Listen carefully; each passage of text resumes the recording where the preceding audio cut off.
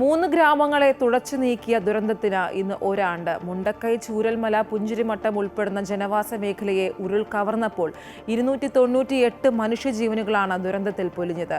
ദുരന്ത നാൾ വഴിയിലൂടെയുള്ള അതിജീവനം 1 വർഷം തികയുമ്പോൾ ഉറ്റവരെ അടക്കം ചെയ്ത പുത്തുമലയിലെ ഹൃദയഭൂമിയിൽ അവർ പ്രാർത്ഥനകളുമായി സംഗമിക്കും.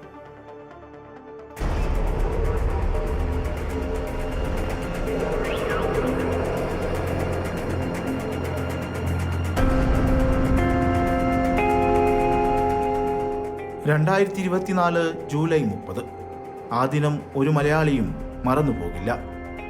രാജ്യം കണ്ട ഏറ്റവും വലിയ ദുരന്തത്തിൽ മനുഷ്യജീവനൊപ്പം ജീവനോപാധിയും തകർക്കപ്പെട്ട ദിനം.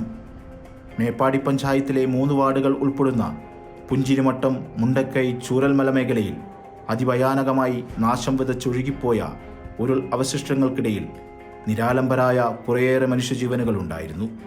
ആ മനുഷ്യർ സ്നേഹത്തോടെ പരിപാലിച്ച വളർത്തുമൃഗങ്ങളും ഒരായുസിൻ്റെ കഷ്ടതയിൽ പണിതുയർത്തിയ സമ്പാദ്യങ്ങളും ഉണ്ടായിരുന്നു. അപകട മേഖലയിലേക്ക് എത്തിപ്പെടാൻ കഴിയാത്ത വിധം ദുസ്സഹമായിരുന്ന സഞ്ചാരപാത. പ്രതിസന്ധികളെ തരണം ചെയ്ത് പുലർച്ചെ 3:10 ആദ്യ സേനാ വിഭാഗം അപകട സ്ഥലത്തെത്തി. 4:55 NDRF, ഫയർഫോഴ്സ്, പോലീസ്, നാട്ടുകാർ എന്നിവരുടെ കൂട്ടായ ശ്രമത്താൽ രക്ഷാപ്രവർത്തനം. ഉരുളും ഇരുളും അതിജീവിച്ച് നിസ്സഹായരായി പലയിടങ്ങളിൽ വിറങ്ങലിച്ചു നിന്നവരുടെ രക്ഷയ്ക്കായി പ്രകൃതിയോട് പടവെട്ടിയുള്ള രക്ഷാപ്രവർത്തന നിമിഷങ്ങൾ. പുഞ്ചിരിമട്ടം മുതൽ ചൂരൽമല വരെ 8 കിലോമീറ്ററിൽ 8600 സ്ക്വയർ മീറ്റർ വിസ്തൃതിയിലാണ് ദുരന്തം വ്യാപിച്ചത്. അപകടത്തിൽ 298 മരണങ്ങൾ ഔദ്യോഗികമായി സ്ഥിരീകരിച്ചു. മരണപ്പെട്ടവരിൽ 99 പേരെ DNA പരിശോധനയിലൂടെ തിരിച്ചറിഞ്ഞു. 32 പേരെ കാണാതായി. ചാലിയാർ, നിലമ്പൂർ തുടങ്ങി വിവിധ ഭാഗങ്ങളിൽ നിന്നായി 223 ശരീരഭാഗങ്ങൾ കണ്ടെത്തി. ദുരന്തത്തിൽ പരിക്കേറ്റ 35 പേർ ഇന്നും അതിജീവന പാതയിലാണ്. ജീവൻ നഷ്ടമായവരെ അടക്കം ചെയ്യുന്നതിലും മനുഷ്യത്വത്തിൻ്റെ ഒത്തൊരുമ.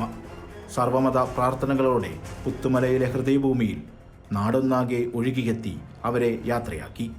ദുരന്തത്തെ അതിജീവിച്ച കുടുംബങ്ങൾ ഇന്ന് അതിജീവന പാതയിലാണ്. അവിടെയും നാട് കൈകോർത്തു. പ്രതിസന്ധികളെ മറികടന്ന് അവരുടെ മുഖങ്ങളിൽ പുഞ്ചിരി വിടർന്നു. ടൗൺഷിപ്പിൽ പുതിയ ജീവിതം ആരംഭിക്കുന്നതോടെ ഈ സമയവും കടന്നുപോകും.